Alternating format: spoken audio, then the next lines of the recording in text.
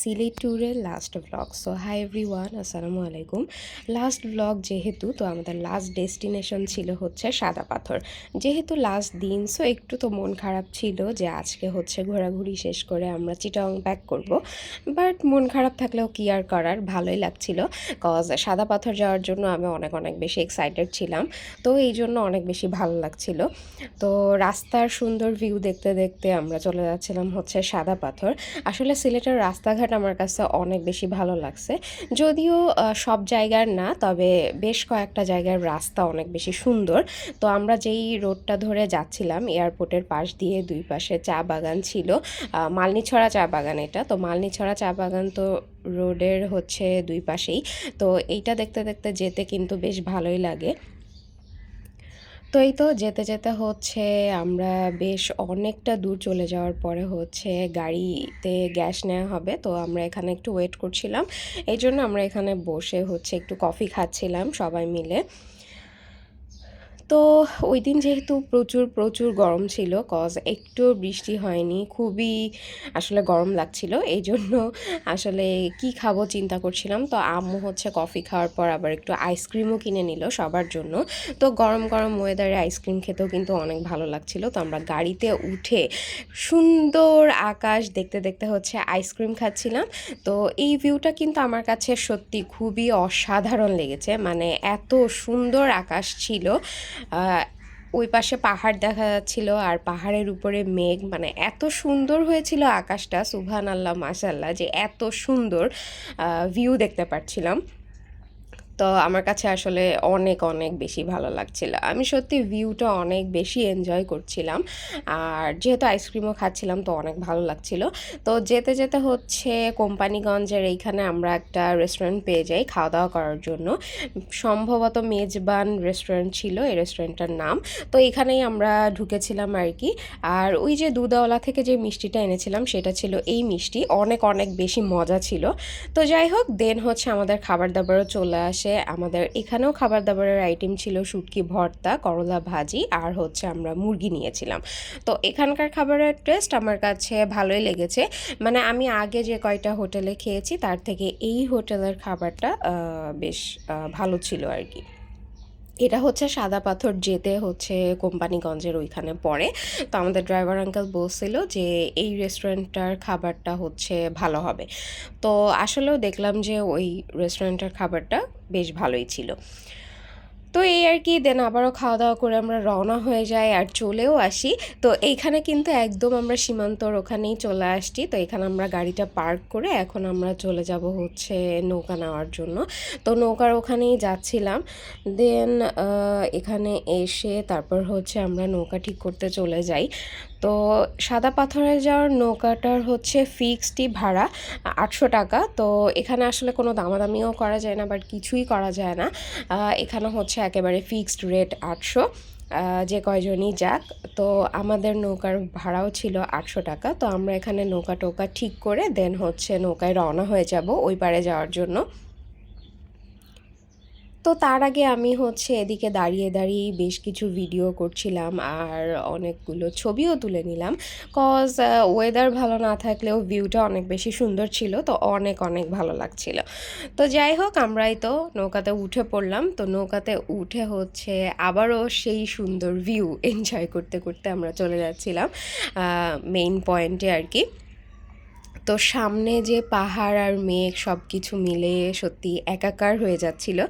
তো আমরা যেতে যেতে হচ্ছে এখানে মানে রাস্তা দিয়ে আমরা যখন আসলে গাড়িতে করে যাচ্ছিলাম তখন লেখা ছিল যে নদী পাহাড় আর মেঘের রাজ্যে আপনাকে স্বাগতম। তো আমার কাছে এখানে যাওয়ার সময় সত্যি আসলে এটাই মনে হচ্ছিল যে পাহাড় আর মেঘ আসলেই যে দুটো এক হয়ে আছে, এটা দেখতে অনেক অনেক অনেক বেশি সুন্দর। তো এই তো আমরা পৌঁছে গিয়েছি মেন পয়েন্টে। তো এখানে হচ্ছে নৌকা থেকে নামার পর যে আসলে যতক্ষণ টাইম স্পেন্ড করতে চায় দেন হচ্ছে তারা হচ্ছে অতটুকু টাইম নিয়ে তারপর হচ্ছে নৌকালার নাম্বারটা রাখতে হবে। কজ হচ্ছে ঘোরাঘুরি শেষ করে দেন নৌকালাকে ফোন দিলে হচ্ছে সেই নৌকায় আপনাকে এসে আবার নিয়ে যাবে। তো আমরাও হচ্ছে আমাদের নৌকার ওনার নাম্বারটা রেখেছিলাম। তো আমরা এখানে বেশ ভালোই টাইম পেয়েছিলাম। যেহেতু আমাদের ব্যাক করার ট্রেন ছিল হচ্ছে অনেক রাতে, মানে একদম রাতে আরকি 11টার দিকে। তো আমাদের কাছে বেশ ভালোই টাইম ছিল। তো এই তো আমরা হাঁটতে, হাঁটতে হচ্ছে খুব সুন্দর একটা পাথর পেয়ে যাই। তো এই পাথরটা আমি নিয়ে নিয়েছিলাম। এটা আমার কাছে অনেক, অনেক ভালো লেগেছিল। তো এই আরকি দেন আমি বসে, বসে একটু ভিডিও করলাম। দেন পানির ওইখানে চলে গেলাম। এই পানিগুলো আসলে এত বেশি ঠান্ডা ছিল, আর যেহেতু ওইদিন অনেক গরম ছিল, সো গরমের মধ্যে ঠান্ডা পানি দিয়ে হাঁটতে অনেক বেশি ভালো লাগছিল। তা আমি এই পাথরের উপর একদম বসেই পড়েছি। অনেকক্ষণই বসেছিলাম কজ ঠান্ডা পানির মধ্যে পা ডুবিয়ে রাখতে বেশ ভালোই লাগছিল। তারপর বসে থাকার পর আবার চলে যাই আরও সামনে, মানে যতদূর সামনে যাওয়া যায় ততদূর সামনে আসলে চলে গিয়েছি কজ অনেক অনেক ভালো লাগছিল। আর আমাদের কাছে যেহেতু অনেক টাইম ছিল, আমরা হচ্ছে সন্ধ্যার আগে ব্যাক করব, সো এই কারণে। আর এখানে দেখলাম হচ্ছে একটা ছোট পিচ্চি হচ্ছে পাথরগুলোকে সাজিয়ে রেখেছে, আর এই সুন্দর সাদা পাথরটাও দেখলাম। তারপরে এই তো আবার চলে আসলাম একেবারে হচ্ছে পাহাড়ের কাছে। তো এই জায়গাটাতে এসেও অনেক ভালো লাগছিল। এইখানে হচ্ছে নৌকা নিয়ে ওই পাশে আরও যাচ্ছিল, বাট আমরা আর যাইনি। আর এইখানে আমি আর আমার হাজব্যান্ড হচ্ছে একটু মজা করছিলাম। তো এইটা আবার আমার বোন ভিডিও করে রাখছে। মানে এই ভিডিওটা পুরোটাই হচ্ছে একটা ফানি ভিডিও। এখানে হচ্ছে একটা ভিডিও আছে, ও এই তো এটা। এখানে হচ্ছে আমার হাজব্যান্ড আমাকে ছোট থেকে শুরু করে হচ্ছে একদম বড় পাথরটা দিবে। তো একেবারে ছোট সাইজ থেকে শুরু করে সে বড় পাথর খুঁজে খুঁজে দিচ্ছিল। এই তো ছোট পাথর কিন্তু আমার এই পাশের হাতে, আর এইটা তার থেকে একটু বড়, আর এই যে সবার বড় পাথরটা সে তুলে আমাকে গিফট করতেছে। এইটা পুরোটাই হচ্ছে একটা ফানি ভিডিও। যাই হোক, এখানে আমরা অনেক ফান টান করে, অনেক ভিডিও করে, অনেক ছবি তুলে দেন হচ্ছে আমরা ব্যাক করতেছিলাম।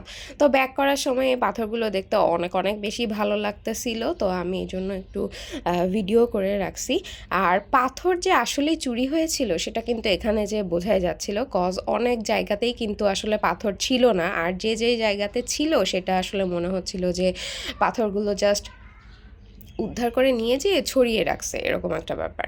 তো যাই হোক, দেন হচ্ছে আমরা আবার নৌকাতে উঠে পড়ি ব্যাক করার জন্য। তো সন্ধ্যার দিকের ভিউটা অনেক অনেক বেশি সুন্দর ছিল। একেবারে সূর্য ডুবে যাচ্ছিল, আর পাহাড়ের ওই পাশ দিয়ে সেই সূর্য ডোবার দৃশ্য সত্যি অনেক ভালো লাগতেছিল।